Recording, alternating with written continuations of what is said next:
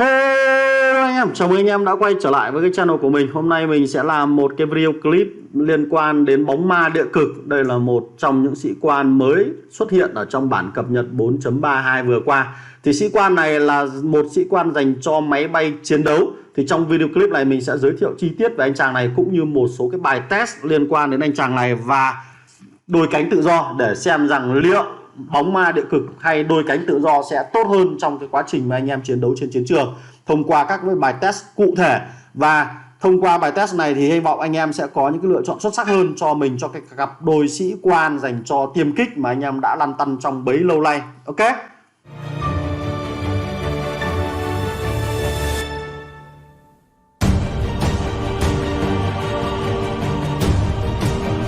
Đầu tiên chúng ta nhìn thấy cái giao diện của anh chàng này trông rất là ngầu đúng không? Sau khi thức tỉnh xong thì trông có vẻ ngầu lòi hơn so với cái trường hợp mà trước khi thức tỉnh. Rồi mình xin giới thiệu qua về cái sĩ quan này để anh em chúng ta cùng theo dõi nó dễ hơn.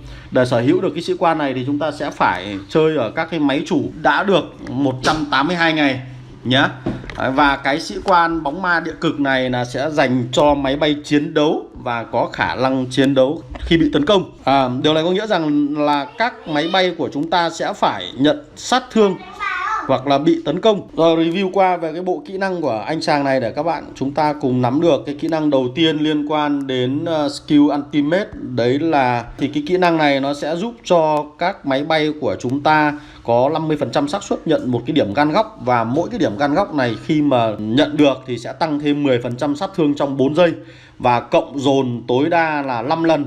Điều đó có nghĩa là anh em có khả năng tăng thêm sát thương là 50% trong 4 giây. Một cái kỹ năng rất là tốt dành cho các cái máy bay chiến đấu. Đấy thì anh em có thể nhìn thấy cái biểu tượng tiêm kích ở phần bên trên đấy. Cái kỹ năng thứ hai vẫn là một kỹ năng dành cho tiêm kích, đấy là một cái phần hiệu ứng có lợi sát thương nữa. Đấy là 25%, một con số rất lớn dành cho máy bay chiến đấu. Tức là khi mà anh em đánh nhau ở trên bầu trời thì tiêm kích, đối với tiêm kích chẳng hạn thì sẽ gây ra thêm 25% nữa. Chứ còn nếu như mà anh em đem bắn máy bay ném bom thì nó sẽ giảm sát thương đi 5%. Điều đó có nghĩa rằng là nếu như mà chúng ta gây ra 100 đam cho các máy bay nói chung thì khi mà gây ra cho máy bay ném bom thì nó chỉ còn 95 thôi. Đấy, còn nếu như mà bắn với tiêm kích thì nó thành là 125. Đấy, anh em cứ hiểu như vậy cho nó đơn giản. Kỹ năng thứ ba là cái phần tốc độ bay hành trình là 13%. Cái tốc độ bay hành trình này là khi mà chúng ta di chuyển chiếc máy bay từ vị trí này sang một cái vị trí khác ở trên bản đồ, chứ nó không phải là cái tốc độ bay mà nó lượn ở trên bầu trời anh em nhé. Đấy là 13%. Điều này nó có lợi trong cái quá trình mà chúng ta đuổi bắt đối phương nó bay về căn cứ chẳng hạn, mình đuổi theo, vừa đuổi vừa bắn. Đấy, hoặc là chúng ta rút lui về căn cứ của mình thì nó cũng sẽ bay nhanh hơn. Cái kỹ năng thứ tư là tăng độ bền của máy bay chiến đấu. Độ bền máy bay chiến đấu thêm 30%. Cái việc tăng độ bền này cũng có lợi thôi, bởi vì là cái kỹ năng số 1 của chúng ta là phải hứng chịu sát thương, tức là phải hứng chịu bị tấn công. Cái độ bền chúng ta thấp quá, yếu quá thì nó sẽ nhanh chết, thì nó sẽ không có lợi lắm. Cho nên là cái kỹ năng thời thế tạo anh hùng này nó tăng thêm 30% độ bền cũng là một cái kỹ năng cực kỳ hợp lý.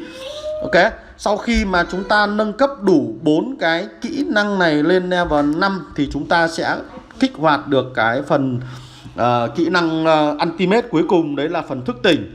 Thì nó sẽ có thêm phần phát nổ skill cho 3 binh đoàn không quân. 3 binh đoàn không quân nói chung. Điều này có nghĩa rằng nó có thể gây sát thương lên cả máy bay ném bom cũng như là tiêm kích của đối phương, miễn là trong tầm phát nổ. Tầm bay của nó, tầm bay chính là cái vòng tròn mà anh em nhìn thấy bên ngoài nhé. Và với hệ số sát thương là 600. Và cái việc mà phát nổ này nó sẽ diễn ra trong 5 giây. Cứ 5 giây rồi chúng ta làm một lần. Theo đánh giá cá nhân của mình thì anh chàng này nó sẽ hợp với cái tiêm kích của Nga là 1 này, và tiêm kích của Đức là 2. Đó. Tại sao lại của Nga? Bởi vì Nga nó thiên về độ bền là 1, và cái thứ hai là cái độ cơ động của Nga. Đấy, nó cũng cao. Và độ bền của cái fighter của Nga nó cao, thì nó kết hợp với cái kỹ năng thời thế tạo anh hùng này, nó sẽ cho một cái con máy bay của chúng ta nó trâu hơn rất nhiều, đúng không? Thế thì khi nó trâu như vậy thì cái kỹ năng số 1 của chúng ta ấy, nó mới phát huy được tối đa hiệu quả. Cái thứ hai là tại sao lại dành cho tiêm kích của Đức? Bởi vì là gì? Hai cái kỹ năng 1 và 2 này nó gây ra sát thương, nó tăng sát thương cực kỳ lớn. Mà tiêm kích của Đức thì nó thiên về sát thương và cái độ nghênh kích cực cao.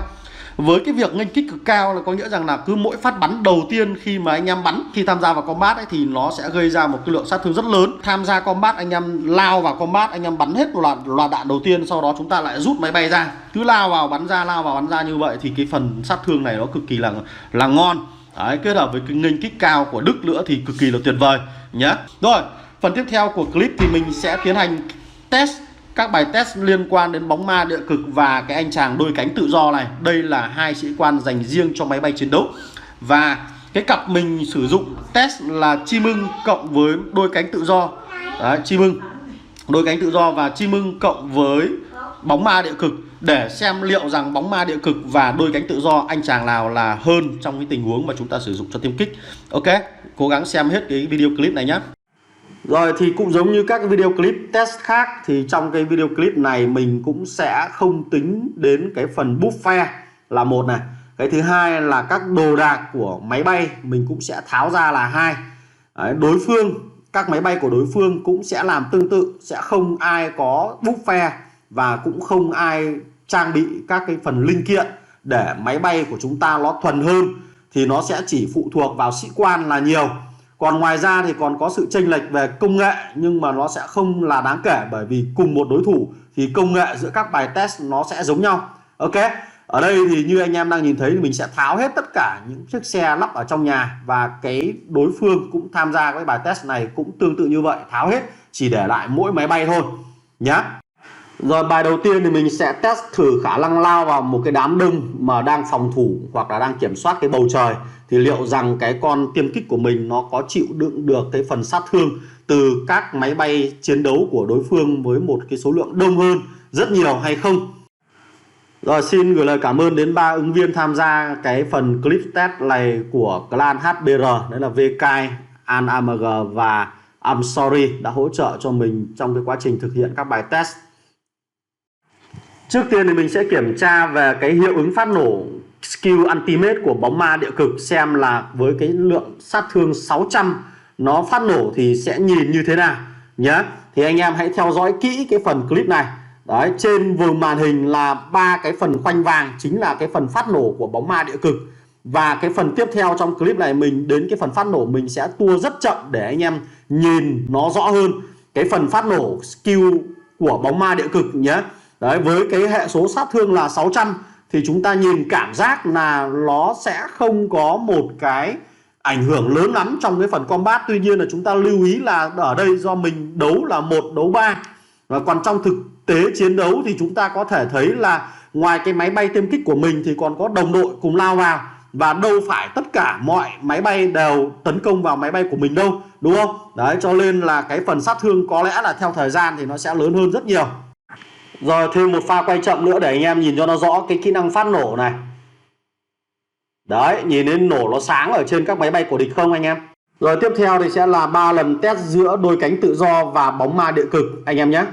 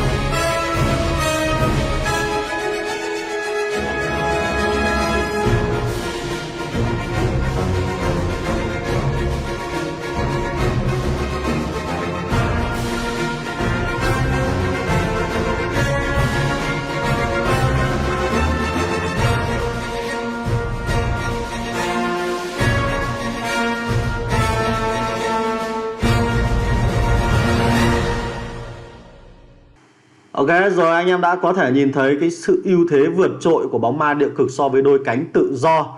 Đấy, thì thông qua bài test vừa rồi thì anh em nếu như chúng ta còn đang lăn tăn về các sĩ quan dành cho tiêm kích thì bóng ma địa cực là một trong những cái lời khuyên rất cao của mình dành cho tất cả những người chơi. Nếu như chúng ta đang có ý định chơi về tiêm kích thì cái cặp đôi chim ưng cộng bóng ma địa cực là một cặp đôi tuyệt vời. Chúng ta có thể cân nhắc. Đó, cuối cùng thì xin chào và hẹn gặp lại anh em ở trong các video clip lần sau. Hãy like, share và subscribe cái channel của mình để biết thêm nhiều video clip hơn nữa nhé. Goodbye.